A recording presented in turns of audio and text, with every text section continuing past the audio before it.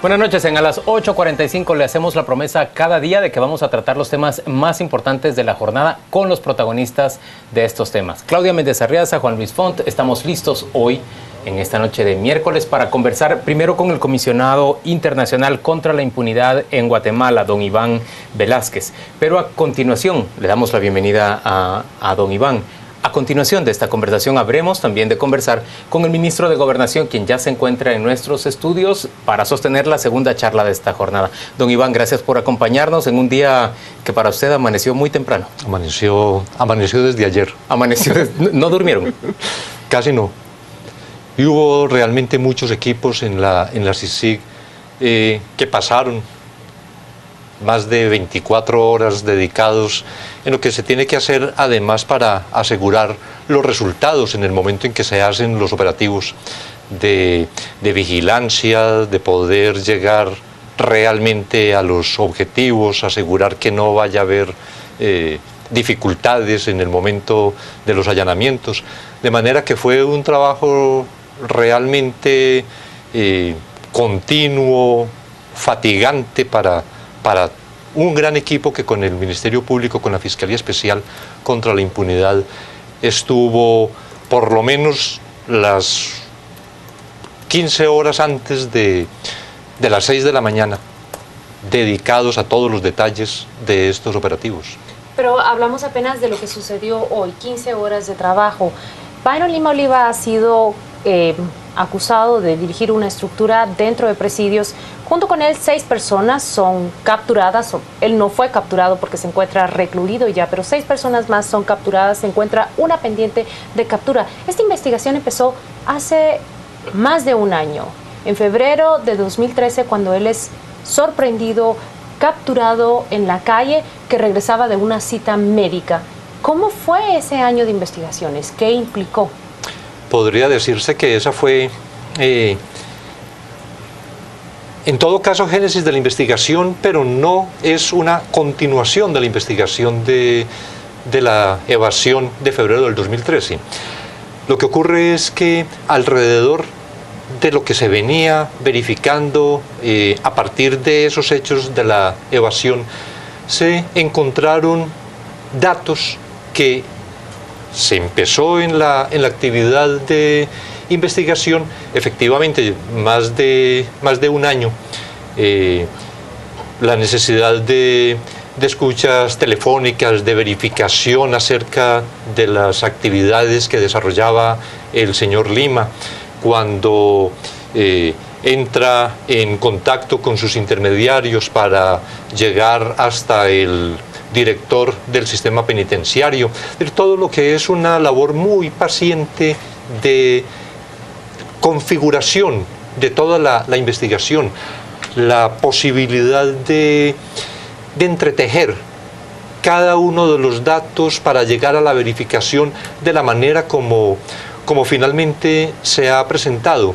El solo hecho de los vehículos, por ejemplo, el estar en esa actividad de verificación que tal vehículo que está frente al SPA es el mismo vehículo que luego está en Pavoncito, de qué forma el ingreso de las busetas, los pequeños vehículos que tiene para transporte de visitantes en Pavoncito, que luego se ven igualmente en propiedades de Byron Lima.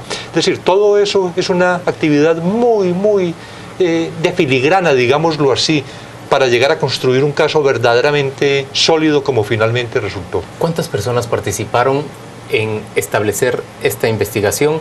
Y la siguiente pregunta es si esa verificación de los datos permite ya presentar pruebas ante tribunales o todavía tiene que haber un proceso más largo aún para poder constatar y llevar pruebas.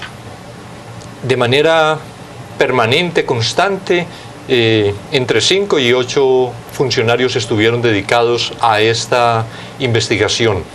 En momentos coyunturales, por circunstancias, en la necesidad de análisis, de verificación de otras informaciones, finalmente el equipo podría decirse que llegó en ocasiones a tener más de 25 funcionarios de la CICIG, más los de la Agencia la agencia fiscal. La agencia fiscal, de manera que fue un grupo muy numeroso al final, pero que cada uno en la repartición de sus actividades, naturalmente de las verificaciones que venían adelantando. Yo creo que lo que se ha construido en esta investigación, no obstante que siempre en el sistema procesal de Guatemala, luego de la primera declaración, la imputación que se hace además a los imputados, valga decirle,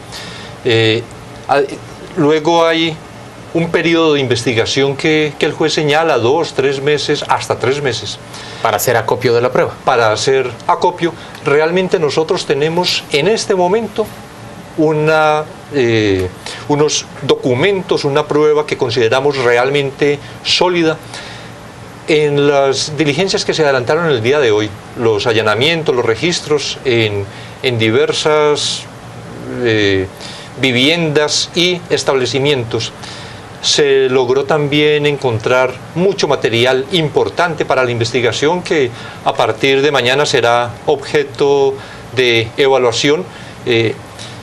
No podríamos decir en este momento más que hay documentación importante encontrada en el día de hoy y que podría eventualmente abrir nuevas líneas de investigación. En un español sencillo nos está diciendo que si mañana fuera la audiencia de apertura a juicio, ya tienen un acopio de pruebas listo para presentar una acusación. Hay un caso que me llama la atención, no sé si nuestro equipo de producción tiene la lámina, pero en todo caso, si no se tiene, tenemos acá al comisionado para que lo explique. Habla sobre el cobro para que un prisionero que quería ser trasladado de una celda hacia otra podía pagar a Byron Lima. Eso es lo que acusa la CICIG. ¿Puede explicarnos ese caso? ¿Puede ilustrarnos cómo ese traslado de prisioneros demuestra no solo el poder que ustedes acusan que Byron Lima tenía en la prisión, sino además cómo afincaba un negocio muy lucrativo para él ahí dentro? Debía existir entre los presos o entre determinada calidad de presos la información que Byron Lima tenía esa capacidad de incidir en el sistema penitenciario para lograr esos traslados, porque llegaba generalmente una solicitud a él de algún preso que requería ser trasladado, por ejemplo, del preventivo de zona 18 a Pavoncito. Le llegaba la solicitud a Byron Lima. Lima entonces tramitaba con unos agentes, digamos, unos gestores que tenía afuera, que fueron privados de libertad igualmente en el día de hoy, quienes hacían el contacto con el director del sistema penitenciario. Lima fijaba los valores de que habría que pagar por esta gestión. Hasta $6,000 según un caso. Nunca menos de $6,000. ¿Por ser trasladado de un área de una prisión o de una prisión a otra? De una prisión a otra prisión. En los 7 casos que tenemos documentados, se trataba de traslado de una prisión a otra. ¿En busca de mejores condiciones para el reo, de más confort o de más libertad para él? En busca exactamente de mejores condiciones de privación de libertad, de mayor posibilidad de disfrutar, por ejemplo, de las visitas. De tener la posibilidad de ingreso, inclusive de celulares, como es uno de los hechos por los que habrá de ser imputado el señor Lima, la utilización de teléfonos celulares en la cárcel. Don Iván, esas nuevas líneas de investigación se refieren específicamente a los casos que ya se están conociendo en este momento, a los hechos concretos que ya se están conociendo, o han surgido nuevos probables delitos. Es precisamente lo que será objeto de verificación desde el día de mañana, porque solo sabemos que hay una importante documentación encontrada, pero sin hacer por parte de los investigadores que intervinieron en estos procedimientos un análisis. Muchos de los investigadores tampoco tenían precisamente digamos, el conocimiento pleno de la investigación, pero con las indicaciones que se había dado para estos operativos de la mañana de hoy, entonces sabían exactamente qué buscar en dónde. Y eso solo será objeto de revisión a partir de mañana precisamente. A mí me llama muchísimo la atención las muestras de solidaridad que ha recibido el exdirector de Presidios, Eddie Camargo, a través de las redes sociales. Hay incluso miembros de una iglesia que le manifiestan su solidaridad. El propio ministro de Gobernación se sorprendió con que él fuera uno de los principales encartados en la articulación de esta estructura criminal. Mi pregunta es así de sencilla. ¿Él hizo o dejó de hacer? ¿De qué lo acusa la CICIG? Él hizo. Él fue el que expidió las resoluciones de traslado previa a la solicitud que se le hacía por los intermediarios de Lima y quien recibió adicionalmente valores por esos traslados. ¿Y esto está aprobado a través de sus cuentas bancarias? Acreditado. ¿Hay evidencias entonces de esos traslados, ingresos de fondos? Hay evidencias de esos traslados, esos ingresos de fondos. Don Iván Velázquez, ustedes nos dicen que hay una estructura criminal que funcionaba, una estructura delictiva que funcionaba desde el sistema de presidios en Guatemala, con Byron Lima como cabeza de esa estructura. Eso en concreto es lo que nos está diciendo el Ministerio Público y CICIG, pero era el delito principal de esa estructura. Beneficiarse del traslado de reos, del cobro por traslado de reos o del cobro por ciertas comodidades que se le ofrecen a los reos adentro del sistema penitenciario, o hay indicios de otro tipo de delitos que van más allá del mero sistema. En este momento estamos concentrados solo en ese tema de la estructura vinculada al sistema penitenciario. Tengo una pregunta. Ha comentado el señor Lima, y lo hemos visto en sus declaraciones, pero también funciona una cuenta de redes sociales que desconocemos quién la maneja, pero ha dicho en relación a esa acusación pública que se le hace sobre la tenencia de carros tipo Porsche, camionetas agrícolas y un auto europeo, tengo entendido, que estar preso no significa ser pobre. ¿Cómo reacciona usted ante esa línea del capitán Byron Lima? Es verdad, estar preso no significa ser pobre. Otra situación es adquirir esos bienes en el momento en que está privado de libertad y además adquirirlos de la manera como lo ha hecho, porque también tenemos acreditado que en varios de esos casos han sido además pagos por traslados que ha logrado el señor Lima. Entonces, cuando él sale a decir públicamente, por ejemplo, que esos bienes ya los poseía antes de entrar a prisión, ¿eso es probadamente falso? Eso es falso. Sí, es falso. Esos bienes no estaban en su propiedad, no pueden haber sido, como él ha dicho en algún momento, por ejemplo, pagos o retribuciones por su lucha en contra de secuestros en la época en la que él participó en el Estado Mayor del presidente Arzú. No.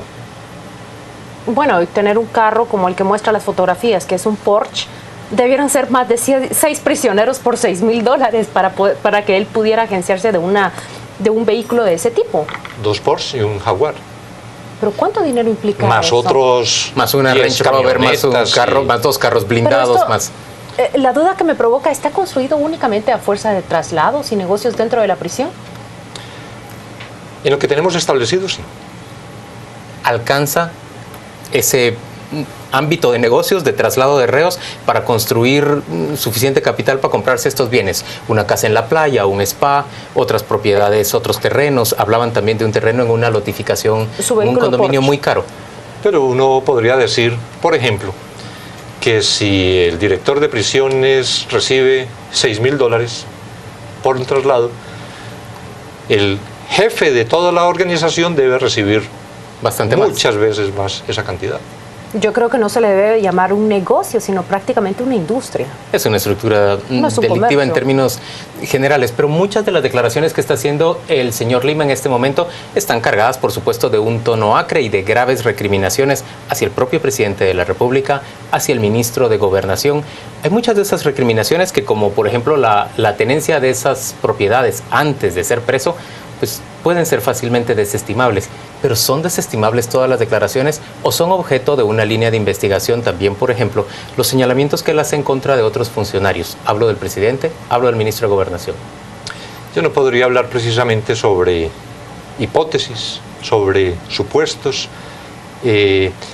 Desconozco realmente los señalamientos que hace. Algo en lo que siempre nos hemos mantenido en la CICIG es que las investigaciones se deben realizar con toda profundidad y comprender todo lo que deba comprender una investigación. Es lo único que podría afirmar. No hay respecto de señalamientos que pudiera hacer como para empezar a buscar fantasmas en medio de todo esto. Estamos concentrados en la investigación en los términos como se ha adelantado hasta el momento. Esperamos, decía, de acuerdo con la documentación que se obtuvo y los registros que se hubieran podido conseguir en el día de hoy, hacer nuevas valoraciones, pero eso es un asunto sobre el que no podría aventurarme pues para hacer ninguna afirmación en el momento de ahora. Las casas, los carros, los premios y los puntos nos han distraído de un hecho sobre el que se han publicado apenas líneas. Él estaba a punto de celebrar una audiencia sobre la redención de penas. ¿Estaba Byron Lima Oliva a punto de recuperar su libertad? Probablemente. Esto dependía de otro proceso que tiene actualmente por falsedad. De manera que, de acuerdo con el resultado de ese proceso en el que estaba tal vez o están en punto de presentar acusación por el Ministerio Público, tendría el efecto positivo o negativo respecto de la redención de pena. Entonces era una expectativa solamente. No se había iniciado ningún trámite de redención de penas, efectivamente. Señor Velázquez, en Guatemala tenemos una institucionalidad francamente débil. Sin embargo, hay sectores que empiezan a fortalecerse. Esta investigación que inicia CICIG junto a la Fiscalía que está adscrita a la CICIG también, desde el año pasado, desde el año 2013, se ha prolongado a lo largo del periodo de 2 fiscales generales distintas. Arranca con Claudia Paz y Paz y ahora es presentada con la fiscal Telma Aldana. Pero además ha requerido de medios de investigación que pasan por diferentes instancias. ¿Ha encontrado algún tipo de obstáculo la investigación para poder desarrollarse en nuestro país, a pesar de que tocaba a altos funcionarios del Ejecutivo, el director del sistema penitenciario, ni más ni menos? Ningún obstáculo. Por el contrario, ha habido mucha colaboración en todo sentido. No hemos tenido obstrucciones de ninguna naturaleza. Los departamentos de análisis o de métodos especiales del Ministerio Público han funcionado con toda precisión, con toda fidelidad. No ha habido dificultades en ese sentido. De parte de la fiscal general, nunca ninguna insinuación, obstrucción o desaceleración, digámoslo así, en cuanto a la actividad investigativa, de manera que nos hemos sentido bien en el desarrollo de esta investigación. El público guatemalteco se ha educado año con año sobre las investigaciones especiales que desarrolla el Ministerio Público en conjunto con la CICIG. Entiendo por lo que usted dice que esta implicó seguimientos y escuchas telefónicas. Háblenos de toda esa metodología especial que surge alrededor de una investigación de este tipo. Pues naturalmente no voy a precisar. No hay detalles, pero es eso. Efectivamente, es esa, cómo se asume una investigación, cómo se estructura a partir de unas hipótesis de hechos que podrían ser delictivos y de qué manera, por informaciones que van llegando al ente investigador, se van perfilando esas líneas de investigación y de qué manera se van concretando a través de todas esas actividades propias de investigación, de personas que nos cuentan hechos, de posibilidad de escuchas telefónicas, de una verificación que se hace de un bien, de una visita a una entidad bancaria para mirar una cuenta. Con todo eso, precisamente como les mencionaba, de un grupo inicial entre 5 y 8 se va extendiendo de tal manera hasta llegar a 25. Es necesario que un grupo esté en una tarea de verificación en el registro de propiedades, que otro grupo esté mirando, haciendo seguimientos para verificar que esos vehículos son efectivamente, ver en algunos de los casos en los que está el testaferrato, de qué manera los bienes, no obstante estar en cabeza de unas personas realmente su capacidad económica impide absolutamente que esos bienes pudieran haber sido adquiridos por esas personas. Todo eso es una construcción que precisamente es la que permite llegar, cuando encontramos que tenemos un caso sólido, presentarlo al juez para solicitar, como se hizo en la noche de ayer, las capturas y los registros que se hicieron hoy. ¿Cómo se logra guardar la discreción y evitar que una filtración, por ejemplo, le llegue a quienes son sujetos de ser investigados y que puedan ponerse en alerta? ¿Cómo se consigue que todas estas instancias, es francamente algo difícil de entender en un país? No, es muy difícil de hacer. Es muy difícil, pero eso muestra además el compromiso y la responsabilidad de quienes han intervenido desde el Ministerio Público, en la FESI, pero también desde las otras instancias del Ministerio Público que han estado en contacto con documentos, que han analizado, que han suministrado otras informaciones, que procesan otras informaciones, y los propios compañeros de la CICIG, abogados, investigadores, personas de seguridad de la CICIG que han acompañado a estos abogados investigadores. Es decir, muchas personas que han tenido conocimiento no del detalle, pero sí por lo menos que se estaba en una dirección, y lograr que efectivamente no se hubiera filtrado. Eso lo que demuestra es el profesionalismo en las investigaciones. Quizás la pregunta del millón es: ¿cuántas investigaciones más de este tipo existen en CICIG ahora? La respuesta del millón será en su oportunidad. Se irá entregando de manera dosificada. Don Iván, en términos generales, pues esta es una investigación de gran calado, de grandes proporciones, y que pone a muchísimas personas, sin duda, en ascuas. La extinción del dominio de esa gran cantidad de propiedades del señor Lima puede, según su criterio, ejecutarse en el corto plazo. Ese es un proceso que se puede seguir de manera expedita. ¿Puede ejecutarse en el corto plazo? Ese es un aspecto realmente importante, y en lo que hemos venido insistiendo desde el principio en la gestión mía en la CICIG, es que las estructuras criminales no se desarticulan efectivamente si no se afectan los bienes de esas estructuras criminales. El patrimonio. El producto del crimen tiene que afectarse, tiene que quitársele a las organizaciones criminales ese producto del crimen.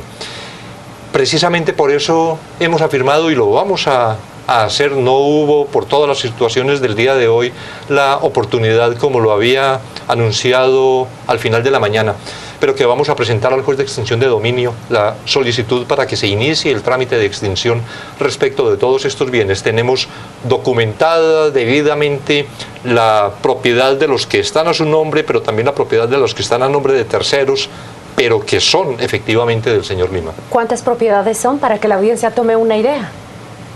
¿Vehículos? No sabría precisar más de, digamos, alrededor de 10 vehículos, los 9 caballos, la casa de playa, por lo menos 3 propiedades inmobiliarias, un terreno que existía en un condominio de alto costo, fue lo que dijo hoy la CICIG. Sí, ¿Hay un cálculo ya? ¿A cuánto asciende el valor de estas propiedades? No hemos hecho el cálculo. Don Iván Velázquez, comisionado internacional contra la impunidad en Guatemala, gracias por acompañarnos a las 8:45. Gracias por estar hoy con nosotros. Vamos a la pausa comercial y de inmediato recibimos al ministro de Gobernación, Mauricio López Bonilla, para conversar con él también.